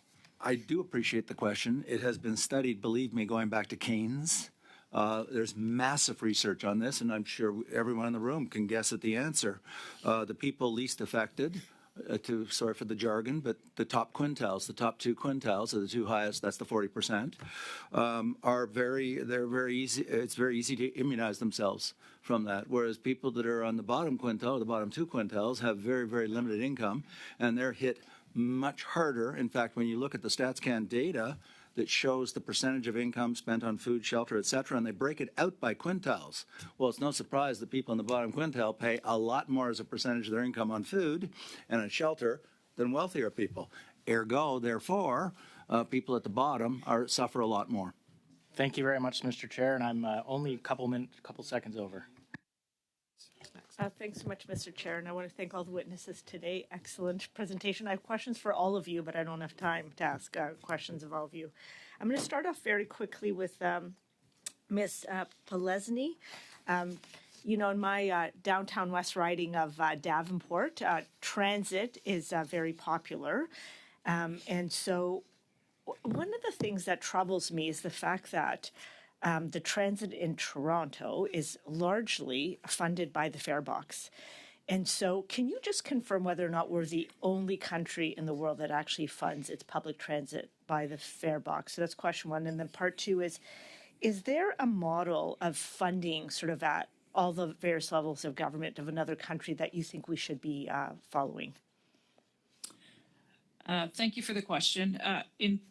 With respect to your first question, I can say that Canadian transit systems rely on their fare box revenue to the greatest extent of any transit systems in the world. Don't know, what those exact percentages are, but I do know that Canadian systems do rely most heavily on fare boxes. In terms of models around the country, as I spoke about in one of our around the world. If there's a model in the world that you would, not around the country. Sorry, that's what I meant to say. My apologies. Around the world, what we recognize and what I talked about in my commentary was that all levels of government do need to participate. There are many examples around the world where you see various levels of government participating, and that's really what we need. But we need it to be, we need everybody to be on side with that versus a one-off. Typically what we've seen is federal government providing infrastructure funding with the operating falling to provincial and municipal, and that may well work as long as everybody's on the same page and they all understand their role that they have to play. Thank you. If you can think of, after this, if you think of one that you think we should be adopted, given the different responsibilities we have constitutionally here, I'd be very grateful to hear of it. My next question is to our Green Budget Coalition. The Sustainable Jobs Act passed in June of this year, and so we're very committed to it. It's also, in my riding of Davenport, we care about sustainable, inclusive growth. So what is the next step in the Sustainable Jobs Act? Like, what is it that you would recommend that we move forward on that is going to sort of accelerate us moving to more sustainable jobs? Thank you very much for the question, and if you require any further information afterwards, happy to follow up, as this is an area of expertise of one of my colleagues. But working from her excellent information that she's provided, it is a focus, like many times when a strategy or act comes forward and sort of reflecting what we've also heard today from others, it's a time to invest, to really solidify those programs and policies and the investment that's required to move forward. And the recommendation features 5 key areas, and a large part of it being that focus on youth and the youth training, the Youth Climate Corps specifically, but the opportunity for hundreds of thousands of jobs across the country as we look to expand the youth. Thank you very much. I appreciate that. My next question is to the Canadian Centre of Caregiving Excellence. Thank you so much for your presentation. It's been excellent. You probably won't have time to do this here. In my excellent writing of Davenport, one of the top issues from seniors when I go to the doors is they feel very angry that they don't have a lot of options in terms of where to move. We have a lot of seniors living alone. They would love to have to they feel they don't have choices. They're not ready for long-term care, and there's not a lot of independent living. If you have specific recommendations, you can actually send into this committee about what we should be looking at. There are definitely some creative models around the world around this. I'd be very grateful for you to have this. The other thing I wouldn't mind getting some data on is as I'm a caregiver right now, and there is a lot of private caregiving services out there, very expensive, and it actually could be offered from a public system at a much reduced rate, but we need a lot of coordination. And if you have any data or statistics on that and recommendations around that, I'd be grateful to hear of that as well. I'll let you sort of comment for a couple of seconds, and I might try to slip in one more question. Sure. Just to stay on the point of seniors, you're absolutely right about the need for creative models on this. I'll also throw out there that 1 in 5 caregivers in Canada is a senior as well. So in addition to being a senior and all the challenges that might come with that, 1 in 5 caregivers are also providing care to somebody else at the same time. There are a bunch of lessons we can put forward, and happy to connect on this separately as well. Okay, thank you. Thanks so much. MP Morantz, please, and this will be our third round, members and witnesses. Yeah. Thank you, Mr. Chair. Professor Lee, I wanted to touch on this questionable claim of the Minister of Finance that the increase of the capital gains inclusion rate only affects 0.13% of Canadians. And in your earlier testimony, you said you concurred with the analysis of Jack Mintz, that this measure alone will blow a $90 billion hole in our GDP. Wouldn't it be more true to say that the increasing the capital gains inclusion rate doesn't only affect the 0.13% of Canadians, but in fact it affects every Canadian? Yes, it affects Canadians directly and indirectly. So just with the direct impact, when Ms. Freeland said that, I did several media interviews and I said, look, all we have to do, there's ways of testing data all the time, claims by anybody, including elected officials. And I said, all you have to do is look at the number of small businesses because they're subject, or medium-sized business, or farmers, because they're all subject to capital gains when they sell an asset for a capital gain.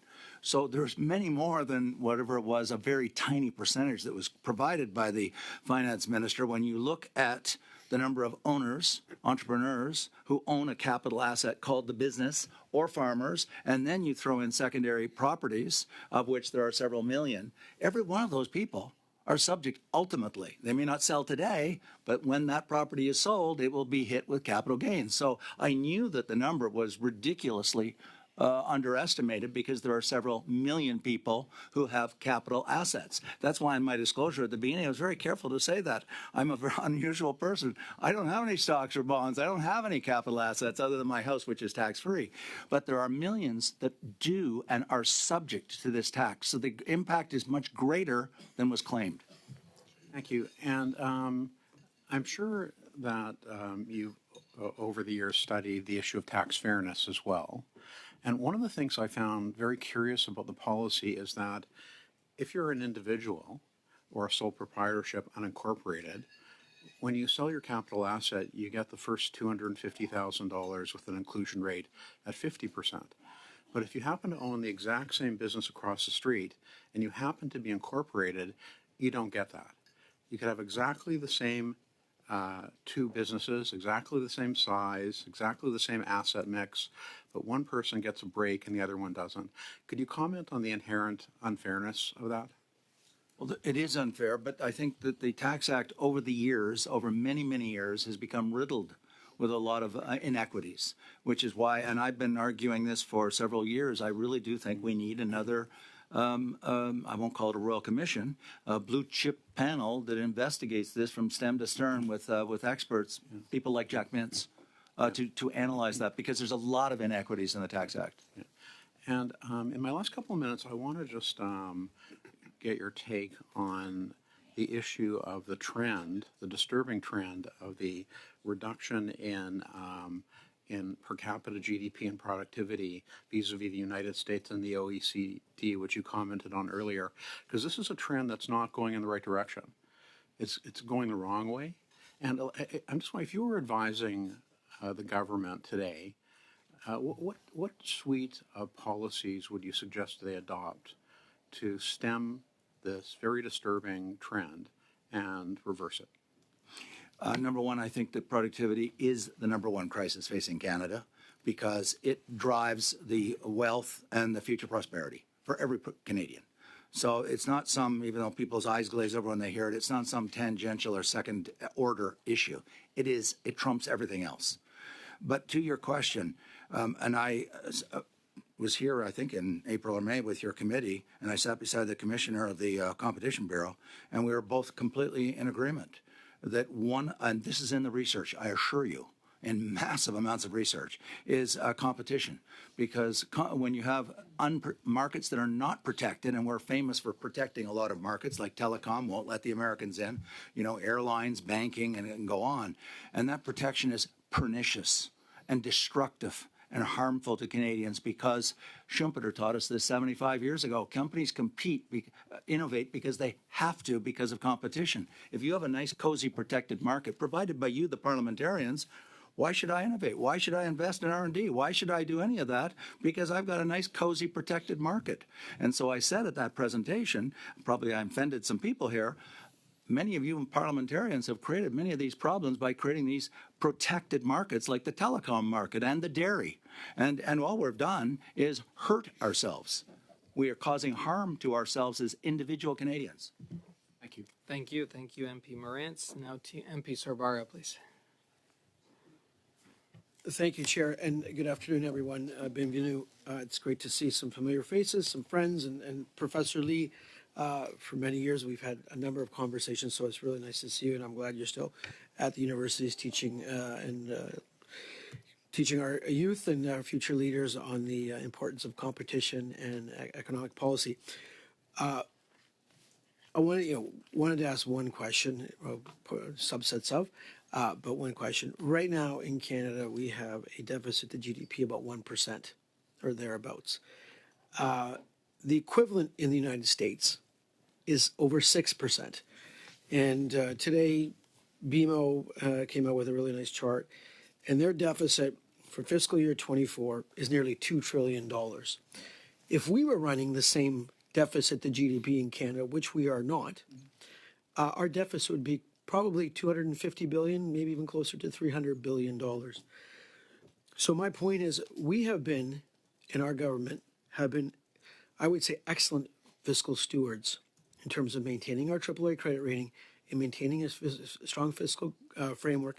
And the PBO officer, in the most recent report on the state of the government finances, when they look at the national and subnational levels, indicated that as well. And it is a strength.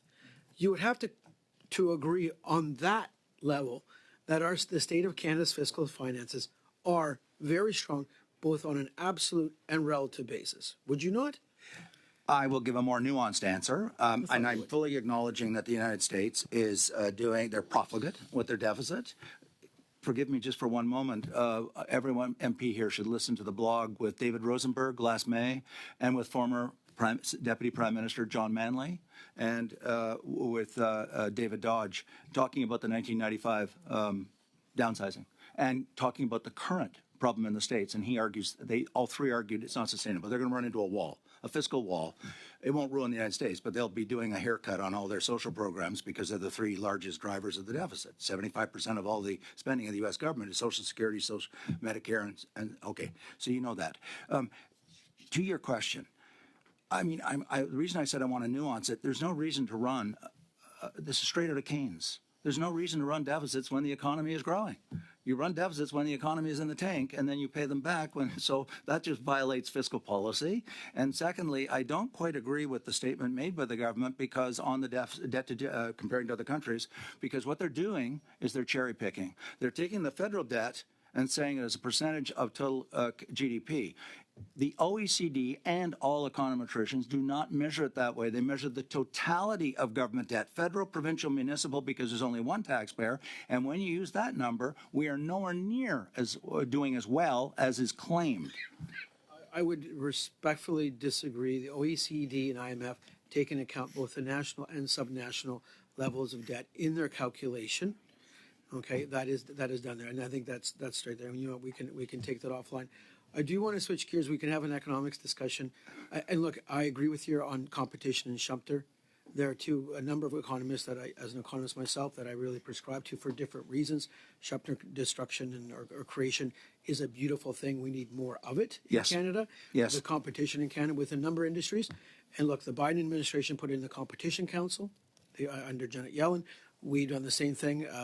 Minister Champagne and Mr. Freeland, Deputy Prime Minister Freeland, we've done a lot of stuff with the Competition Bureau, new Competition Act, the act we brought in, it's like C-34 that we've done, and we've seen some things. We have a lot more to do.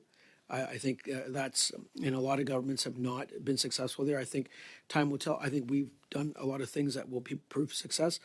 But going over to James, on the caregiving side, in my limited time, you know the situation we have in our family with my little nephew being a special needs child, having, I don't want to say constant care, but if his parents were there, if we had to pay his parents to do what they do, it would be on hundreds of thousands of dollars every year and the expenses they incur for little Ethan, my nephew.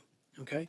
So this is really near and dear to me. A caregiving strategy needs to be in place, especially for our most vulnerable. And if you can add, and I'll give you the remaining time to add color on that front, please.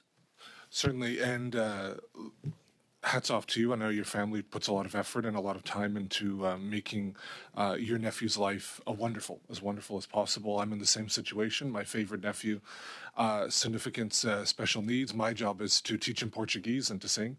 To him, neither I speak Portuguese well. I don't sing well, but he's happy when I do it.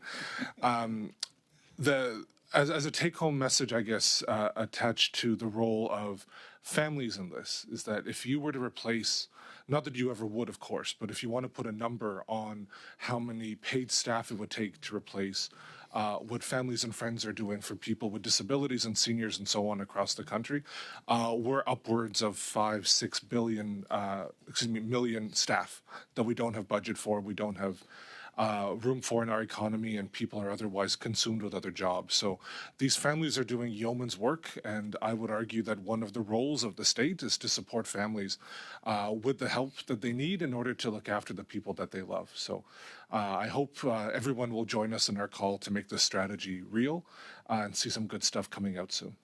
Okay.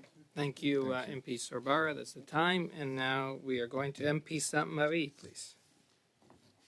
Oui, merci, Monsieur le Président. Thank you very much, Chair. Your second recommendation, Mr. Roy, was very well explained in your presentation. The two programs that deals with artistic development, the FCPA and the DCAP, where there is, you also have to take into account the lack of predictability and the uncertainty in terms of funding that has an effect on what is already put in place. Well, thank you for your question. I'd just like to add something about what I said earlier.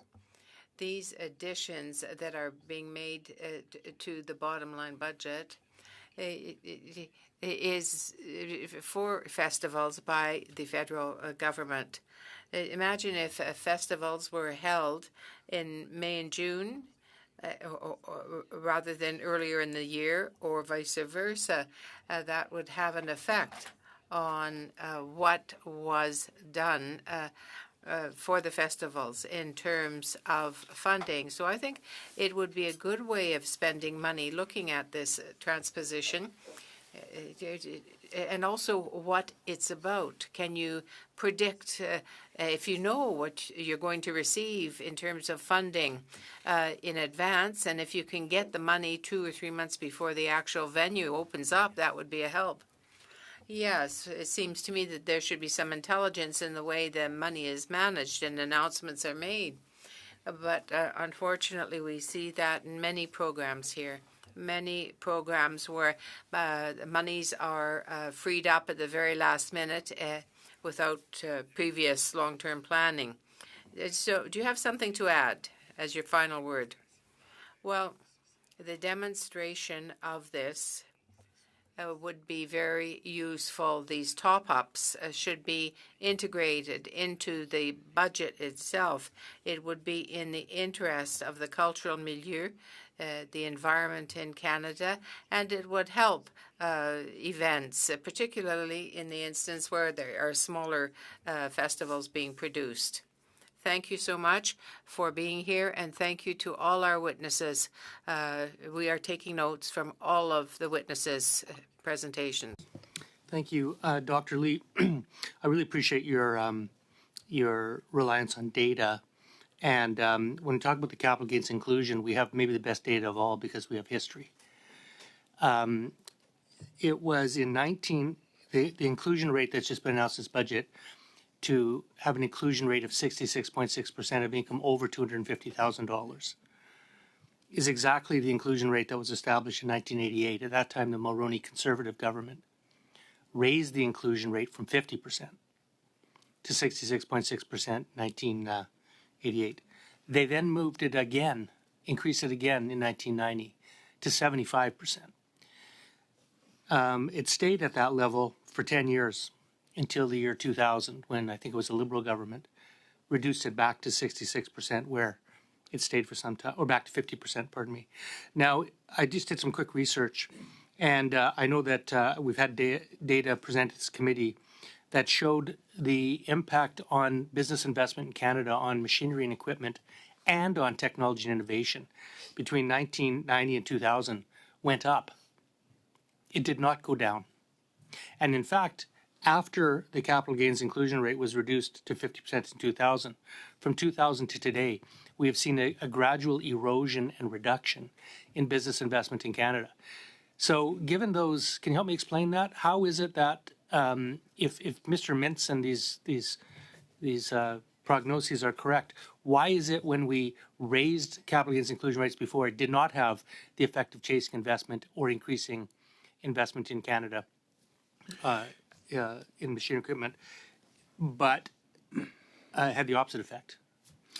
I mean, look, there's a lot of drivers involved in the economy. I mean, it's not just one single decision. I had out the senior vice president of GE World Capital. He was a German stationed in Brazil, and he spoke Portuguese, and he spoke 5 or 6 languages, and he came out to my class to talk about country risk analysis and investment and what drives investment. And he said, of course, capital gains taxes are huge, but so are interest rates, so are political conditions. What's the risk of expropriation? So I'm not trying to set this up as a monocausal explanation saying, oh, capital gains tax goes up, you're toast. I am saying that it's an important and significant influencer on investment. And then sorry for repeating myself, but we're in this unusual situation. Not every country in the world is smack dab next to the largest and most dynamic economy in the world. We are. And that is a very real consideration.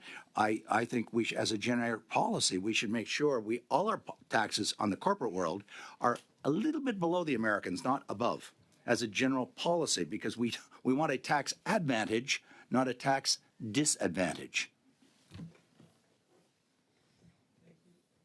And now we are, let's see the time. Yep. So we've got MP Chambers next. Thank you very much, Mr. Chair. To be fair to to the rest of the panelists here, I'll give you a forewarning.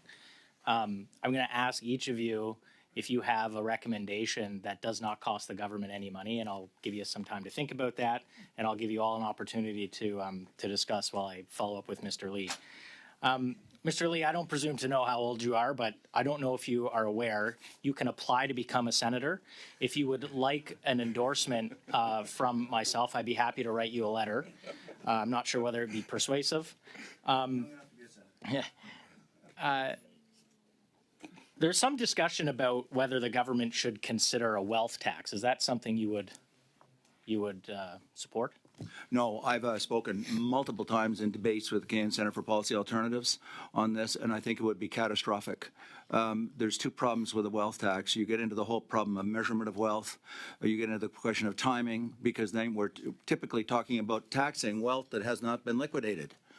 So you're going to somebody and saying, well, you're sitting on some stocks, so we're going to take some of it. And again, it's going to drive people to other countries because we're not the only country in the world. Thank you. So if we do that, people will go to the States. Thank you very much. This is an academic question, but I know some people in the Parliamentary Budget Office watch this committee and they follow what's happening and people in the Department of Finance. Are you familiar with the term dynamic scoring? For example, there's three taxes the government has increased: luxury tax, capital gains tax, and the carbon tax. And for each of these examples, the government produces what they believe to be the increase of revenues that will be associated with those taxes. The problem is they present the gross number, gross taxes of revenue increase, not adjusting for the net effect of lost HST revenues, specifically as it relates to the luxury tax, or a reduction in GDP and therefore a reduction in general tax revenues. Would you support either the Parliamentary Budget Officer or the Finance Department including dynamic scoring, or what is commonly referred to as dynamic scoring, in their models? I am familiar with it because I talk about that all the time in my classes, explaining that the economies are dynamic. And one of the criticisms I have of academia is that we look at everything when we're studying government and we think that's it, it's fixed. And we say, well, we can't do this because, but it doesn't account for dynamism, and that's dynamic modeling. And dynamic modeling takes into account what in the behavioral finance literature, this is a very important part because people change their behavior in terms of the response. One more quick point, if I have time to get it in. I'm always struck by people who will tell you over and over how important the carbon tax is because it changes your behavior. And yet they do not acknowledge that any other tax changes our behavior too. The whole idea of a Pigou tax, which is a carbon tax, named after Professor Pigou at Cambridge, is that, prices go up, you consume less of it. Well, this applies to any tax. It changes our behavior. Thank you very much, Professor. I'd love to come audit any of your classes. Okay, I have about a minute and a half left. Happy to go either in order, or does anyone have a suggestion that is doesn't include an expense to the government? Yes, Mr. Gennaro. And please keep it short so we have enough time for the rest. I hope this isn't cheating, but make the disability tax credit easier to access. Fair enough. That's very good. Thank you very much. That's a great suggestion. Sir. We have a number of recommendations that are no cost, and one that can bring in revenues. I'll just quickly go over. There's about $2 billion in existing funding that we could dedicate to restoration programs across Canada. Also suggesting that we make better progress on removing subsidies to fossil fuels and reducing subsidies that are harmful to nature. And we also have a recommendation for a windfall profits tax on oil and gas companies that could generate funding. Thank you very much. Mr. Harp. Yeah, thank you. I'd love to talk about capital gains tax and the carbon tax, but I think that costs money. So anyway, for us, interswitching would cost zero money and would actually benefit the agricultural industry greatly. Thank you very much. Monsieur Roy or... Yeah, well, I'm not cheating, but I'll stick to recommendation number 2, which is to integrate in the base budget the amounts. It won't cost more to integrate them to the base budgets. Merci beaucoup. And I think we have one more witness online. Yes, I would just reiterate our fourth recommendation, which was to encourage the government to take a leadership role in that national task force to talk about the best path forward for public transit systems in this country. Mr. Chair, that's my time. Right on time. Thank you very much, everyone. 5 minutes. Okay. Well, thank you for that, MP Chambers. And now to MP P.S. Bendayan, I think, right? Yes. Okay. P.S. Thank you, Mr. Chair. Yes, and thank you for that speed round. And of course, as Parliamentary Secretary, very interested to hear your views and to have read your submissions. And I am accompanied by the finance team behind me. I would like to ask a few questions of the Green Budget Coalition. Thank you for appearing before me. J'ai le plaisir d'ailleurs de représenter. I have the pleasure of representing Équipe Vert. Great environmental organization. I would like to hear you speak further about the importance of our price on pollution. I heard you mention earlier that the price on pollution is important in order to lower emissions, but also in order to protect the environment. Do you have a view on the idea currently being debated of exempting certain fuels or exempting certain activities from carbon pricing? Grain drying, for example? Thank you very much for the question. We, as as the Green Budget Coalition, those who have worked on the carbon pricing and mechanism recommendation, don't have recommendations that are specific to those types of applications or uses. I would say that we still sort of maintain a general position that it is an important mechanism and the sort of suite of mechanisms that are needed for putting a price on pollution and addressing climate change. And are further exemptions going to undermine the system of a price on pollution? Yes or no? Tough question to answer, and I don't think I have something solid for you. But what we want to see is that there is that sort of review of all of those related mechanisms, that we're looking at performance standards and output-based performance standards, prices on pollution, and how do all of them sort of work together to meet the needs that we need to meet, but also, of course, take into consideration any sort of undue consequences. Thank you. I heard you refer to another colleague who's not here with you today. I wonder there is an opportunity to submit additional testimony via writing, so if you would be kind enough to do that so that we have the full benefit of your submissions. J'aurais juste une question pour... I have just one question for my friend, Monsieur Roy. I have noted your recommendations, and we worked together when I worked in the sector of the tourism sector during the pandemic, and it was really very interesting to see what was being done to protect the survival of that industry during the pandemic. I'd just like to go back to something else. It's also very often the smallest festivals and events that were at the very heart of your submission. We have several small festivals in Quebec in general, in Outremont, where my home. What would be your recommendation to help these events that are in growth? Well, thank you so much, Madam Member of Parliament. Salutations from the tourism industry. Over the years, we've had the opportunity to work together. It's very important to see the complementariness that can be had.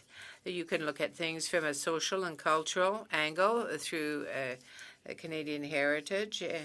Sometimes, as I have said, the sums of monies aren't renewed every year, but we want to be able to work through interventions, economic and tourism interventions.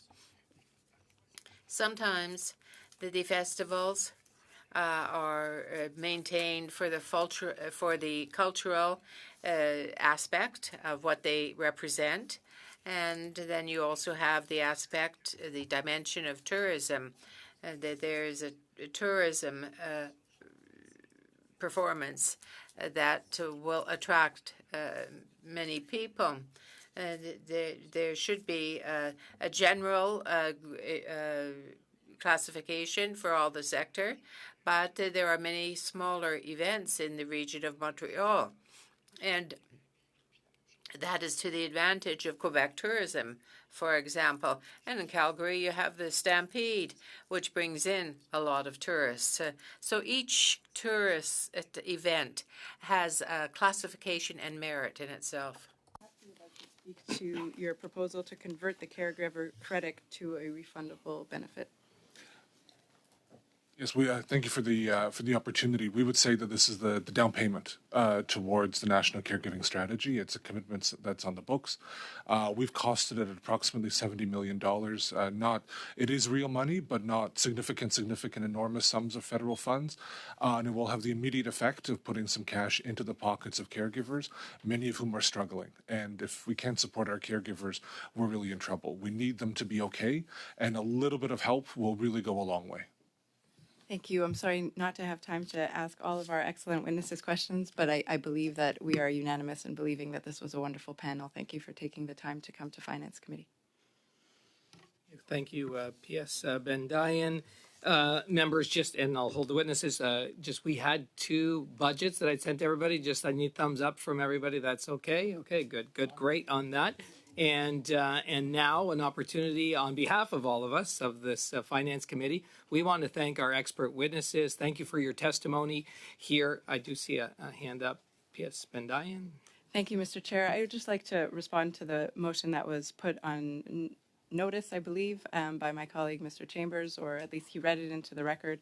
It is the position of the government that we would like to hear from witnesses on open banking. It is something that we care about. It is something that we are moving on. It is actually a conservative private members bill that I find surprising that the Conservatives don't want to discuss. But given the filibuster that occurred at our last meeting, I am prepared to invite open banking witnesses during the pre-budget consultations. And I would like to simply put on the record that when we had a previous discussion on this during the committee business meeting, it was because colleagues from opposition parties had not had a chance to read the private members bill that we deferred that discussion to a future meeting. But in the spirit of collaboration, I hope that this finds acceptance. Obviously, my Conservative members will be happy that we are not discussing it and that it is not deferred to a future meeting. And I think we can all get on with the important work at Finance Committee as a result. Okay, well, thank you, P.S. Bendayan. And witnesses may not have understood that. Anyway, you can go back and look at the proceedings from our last meeting, and you can catch them on Parlview. What I would like to say again is we want to thank our expert witnesses for their testimony here for our pre-budget consultation in advance of Budget 2025, and wish you the best with the rest of your evening. Thank you very much, everyone. And shall we adjourn? We're adjourned.